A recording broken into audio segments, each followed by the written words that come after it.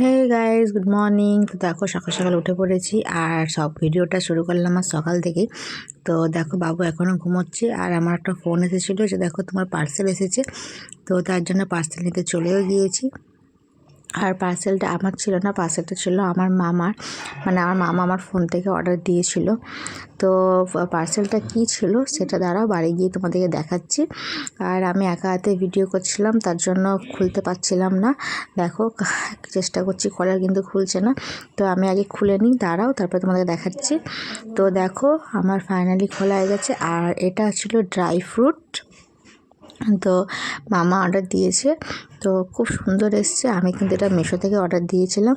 তারপরেই দেখো সকালটা উঠে গিয়ে মুখ চুখ ধুয়ে মাকে বললাম যে দেখো একটু চুলটা কেটে দাও, অনেকটা বড় হয়েছে। আর আমি না পার্লারে যাই না, আমার মা পার্লারে যেতে দেয় না। মানে এমনি বলে সবই করো তুমি, আইব্রো করো, ফেশিয়াল করো, কিন্তু চুল কাটতে দেয় না। তাই আমি বাড়িতে একটু লক্স কেটে নিয়েছিলাম। আর দেখো মা পেছন থেকে একটু কেটে দিয়েছে। তা কেমন হয়েছে তোমরা বলো দেখে।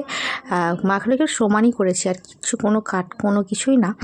তো কেমন হয়েছে অবশ্যই কিন্তু কমেন্ট করে জানিও। আর তোমরা একটা বলো যে চুলে কি দিলে ভাই চুল উঠে না। আমার না এত পরিমাণে চুল উঠছে কি বলবো তোমাদেরকে।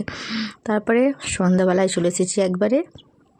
আর সন্ধ্যাবেলায় দেখো মা সবজি কাটাকাটি করছে। তো আজকে আমাদের কি রান্না হবে তোমরা গেস্ট করে বলো, দেখে বলো তোমরা কি বুঝতে পারছো কি পারছো না। তারপরে দেখো সব সবজি এখানে কেটে নিয়েছি। আর এখানে আমি আলু কেটে নিয়েছি। আর এখানে চালটা আমি ভিজিয়ে দিয়েছি 1 ঘন্টার জন্য। তারপরে আমার যা ছিল হালকা করে ভেজেও নিচ্ছিলাম। আর আমি এই চিকেনটাকে সব মশলা দিয়ে ম্যারিনেট করে নেব।